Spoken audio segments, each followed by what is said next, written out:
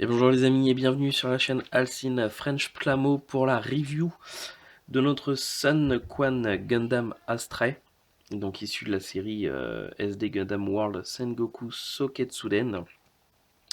Donc je ne vais pas revenir sur la série, hein, j'en ai fait la présentation durant l'unboxing. Donc là on s'attaque du coup directement à la review du kit en lui-même. Donc comme je vous avais dit, un kit qui est très coloré avec des couleurs très vives.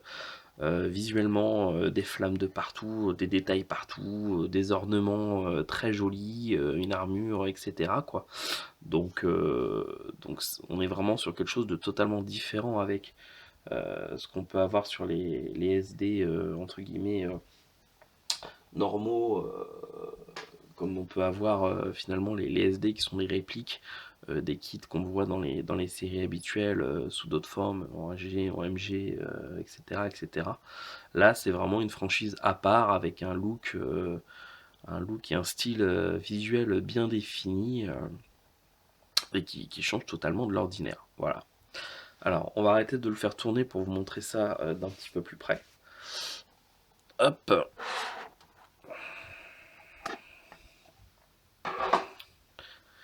Donc moi, déjà, je les trouve pas trop mal. Je vais réorienter la caméra un petit peu. Voilà.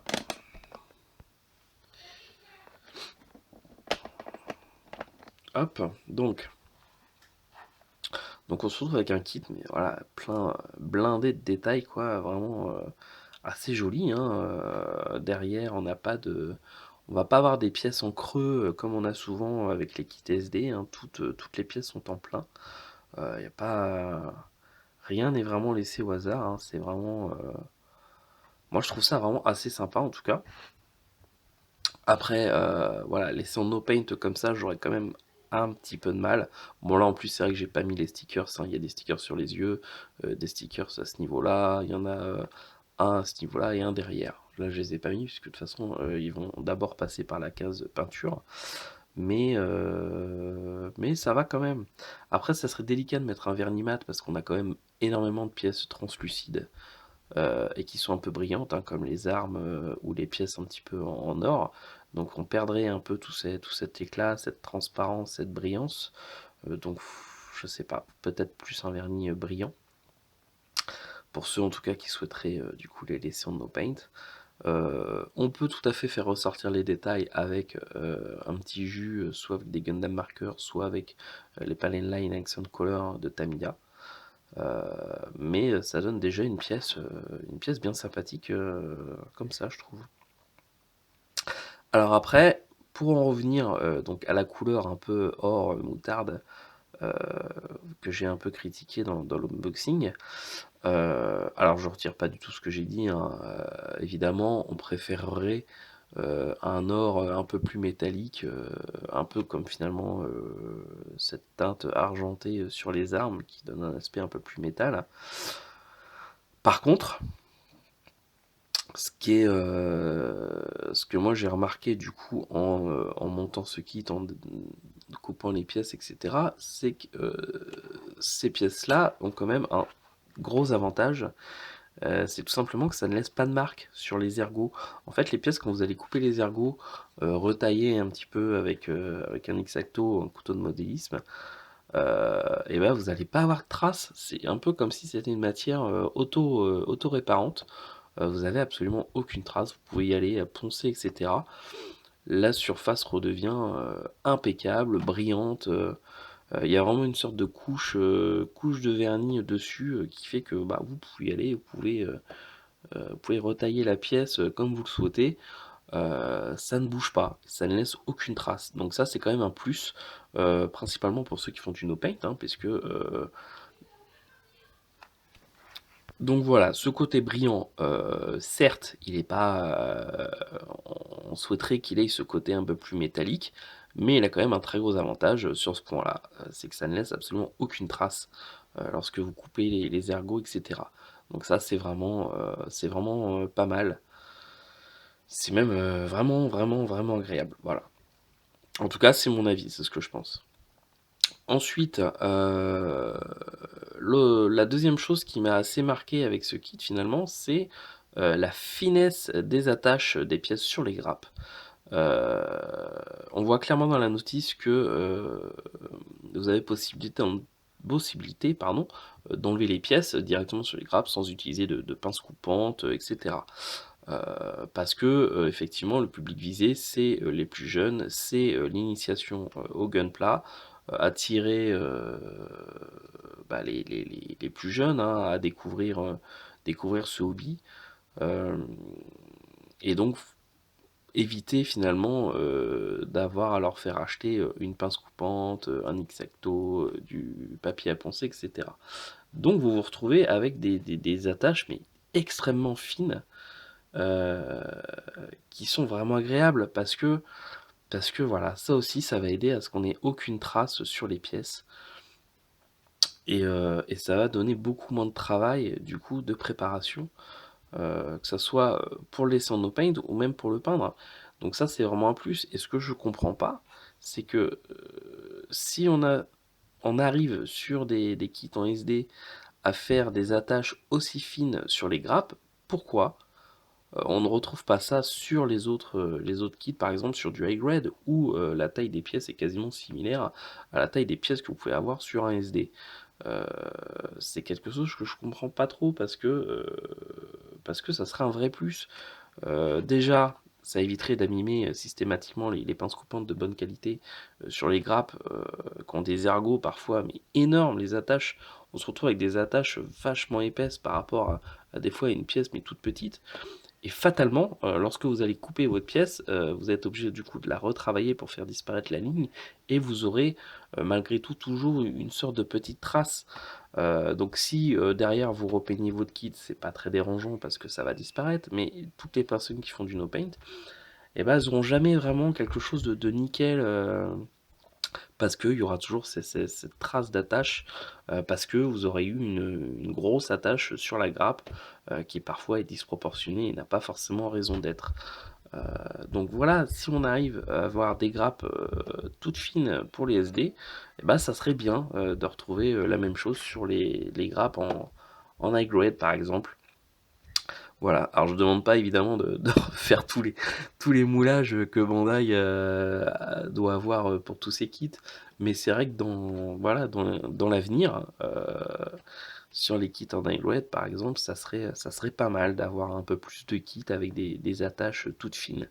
Voilà, c'est plus agréable pour tout simplement le montage du kit en lui-même, hein, ça fait moins de travail, et puis esthétiquement c'est plus joli, ça laisse moins de traces. Voilà. C'est mon souhait pour 2020. Bandai, si tu m'écoutes. Bon, bref. Donc, pour en venir, ce kit, il est bien. Il est. Niveau articulation, il est pas mal. Au niveau du torse, on a une bonne articulation, donc une bonne amplitude de mouvement. On peut bien le faire tourner sans aucun problème. La tête, c'est pareil. On a un bon système d'articulation qui tourne bien. Les bras, la même chose. Hein. On a une bonne amplitude. Hop. Ça tourne bien. Donc niveau position dynamique, on va pas être beaucoup gêné. Voilà. Au niveau de l'épaule, ça tourne. Les jambes, c'est pareil. Là également, au niveau de la jupe est assez orientale puisqu'elle est posée en fait sur un polycap rond, donc sur une boule. Et puis les jambes c'est pareil, hein. On peut les écarter pas mal. Les jupes sur le côté, c'est pareil. Les pieds, on peut les orienter aussi. Donc pas mal de positions différentes pour faire des positions dynamiques. Déjà sans être sur une action base, mais également sur une action base. Voilà. Les armes, on en a 3, donc on a une épée assez grande, plus 2 épées de la même taille. Là je les ai mis sur les épaules, mais vous pouvez par exemple en mettre une à travers la bouche ici, comme s'il tenait la lame entre ses dents. Vous pouvez la grande lame la mettre dans son dos à cet endroit-là et du coup avoir les deux petites dans les mains, par exemple. Ou en avoir la grande dans une main, une petite dans l'autre, et puis finalement la troisième entre les dents. Bref, pas mal de possibilités, euh, ce qui est assez sympa également. Voilà. Je pense qu'on a fait le tour du kit en lui-même, hein. Je vous ai dit ce que j'en pensais, en tout cas dans sa version No Paint. Moi j'aime beaucoup les détails, il y en a pas mal, c'est vraiment sympa. Je suis pas un grand fan des SD à la base, hein. Je trouve toujours que, alors soit des fois derrière les jambes sont en creux, c'est pas très joli, ça manque de détails.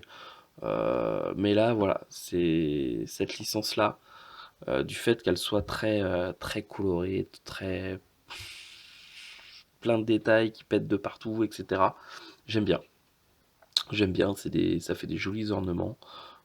C'est agréable à l'œil et puis voilà, encore une fois, c'est pas des choses qu'on a forcément l'habitude de voir. Moi j'aime bien un peu tout ce qui est ce côté médiéval, armure, etc. Donc moi ça me convient parfaitement. Voilà. Je vais m'attaquer maintenant à la peinture et puis vous montrer du coup le résultat final avec le modèle repeint. Voilà, je vous dis à tout de suite. Et voici donc le modèle terminé d'être repeint et verni. Alors vraiment un modèle qui donne un résultat tout à fait satisfaisant. Je trouve qu'une fois repeint, ça lui donne encore plus de style, vraiment très beau. J'ai passé un bon moment dessus, c'était assez agréable. Ça fait longtemps que j'avais pas fait un SD. C'était vraiment sympa. Alors par contre, j'ai eu une très mauvaise surprise. C'est-à-dire qu'en fait, quand donc après avoir fait la review du kit en no paint, j'ai donc démonté les pièces pour les préparer à la peinture. Donc j'ai commencé à les sous-coucher et puis à un moment donné, je me suis dit bon, je vais aller voir sur le manuel ce que nous dit le guide des couleurs pour les couleurs qu'il conseille pour ce kit. Et ben en fait, il n'y a aucun guide des couleurs dessus. Je suis un peu resté scotché. C'est très étonnant. Surtout pour un kit sorti cette année, j'avais encore jamais vu ça. Je crois que même sur des no-grind qui ont 25 ans, il y a toujours un guide des couleurs. Généralement sur les kits Bandai, même les mécacols, on a un guide des couleurs indiqué à l'intérieur de la boîte, etc. Et là, rien du tout. Donc bah, j'ai dû me débrouiller au pif, hein, donc je l'ai fait un peu bah, selon mes goûts personnels, hein, en essayant d'avoir quelque chose qui, euh, qui au final ressemblait un peu à la fin, quoi. On va essayer d'arrêter de le faire tourner pour montrer ça un petit peu plus près. Donc oui, bon bah je me suis basé sur les images hein, qu'on pouvait voir, que ce soit sur la boîte ou sur la notice. Et puis donc j'ai fait un truc en essayant de faire quelque chose qui ressemble au maximum. Donc tout simplement, toutes les pièces en or métallique, je suis parti de la couleur or Tamiya, je crois que c'est la X12. J'ai utilisé les stickers pour les yeux et pour quelques éléments qui étaient fournis. Le reste, bah écoutez, j'ai passé une couche de argent métallique mi-griminaise et puis ensuite du coup du clear Tamiya de différentes couleurs selon les teintes qu'on pouvait apercevoir. Toutes les parties translucides, je les ai repeintes avec donc du clear red et du clear yellow de Tamiya. Ensuite, je les ai vernis au vernis polyuréthane brillant de Valero. Pour les parties en rouge, j'ai fait un mélange entre, on va dire, du H80, je ne sais plus combien. En gros, c'est du rouge madère de Mister Hobby, mélangé avec de l'argent H, je sais plus combien non plus, donc argent Mister Hobby. Au niveau des proportions, j'ai mis à peu près 2 tiers de rouge pour un tiers argent, et ça m'a donné un petit rouge métallique, comme on peut le voir sur les mains par exemple. Voilà, qu'est-ce que j'ai fait d'autre? Pour ces armes, j'ai tout simplement j'ai sous-couché en gris, ensuite j'ai appliqué du noir brillant. Je crois que c'est du 21 de Chumbrel. Et puis ensuite j'ai appliqué du chrome de chez AK Interactive en extrême métal. Voilà. Et puis j'ai terminé avec un petit jus avec du Neuholt, je crois, de Citadel. Voilà, pour le reste, pour comment dire, le panel line des autres pièces, j'ai tout simplement utilisé du Accent Color de Tamiya. Et puis voilà, hein, ça donne ce résultat qui est assez sympa, moi j'aime bien. Voilà. Donc un kit, bah oui, que je vous conseille, parce que euh, en no paint déjà, on obtient un résultat qui est quand même assez sympa. Dans le genre kit qui claque, qui pète aux yeux, qui brille partout avec des jolies couleurs assez vives. On est dans la bonne catégorie, donc déjà c'est pas mal. Et puis si vous repeignez vos kits, on peut, voilà, comme vous le voyez, obtenir un résultat assez sympathique également. Voilà, donc hormis ce petit problème bah, de guide des couleurs qui pénalisera forcément les gens qui n'ont pas trop l'habitude de peindre, sinon en dehors de ça, il n'y a pas grand-chose de négatif à dire sur ce kit, hein. C'est de la bonne qualité. C'est une licence vraiment intéressante, hein, avec des épisodes que l'on peut voir sur la chaîne Gundam Info qui sont très sympas aussi. Et puis voilà, voilà. Donc oui, un bon kit, vous pouvez y aller. En plus, ils sont pas très très chers, vous pouvez les avoir pour un peu moins de 10 euros. Donc c'est assez sympa et ça change vraiment des Gundam SD entre guillemets classiques qui sont pas forcément très joyeux quoi, très jolis. Ceux-là en revanche ils sont vraiment très beaux. En tout cas je trouve, c'est mes goûts personnels. Après, à vous maintenant de vous faire votre propre idée. N'hésitez pas d'ailleurs à me dire dans les commentaires si vous trouvez ces kits sympas ou pas plus que ça. Voilà, je suis assez curieux d'avoir votre avis là-dessus. Voilà. Sinon, au niveau de la chaîne, bah écoutez, on a dépassé les 300 abonnés. Merci à vous.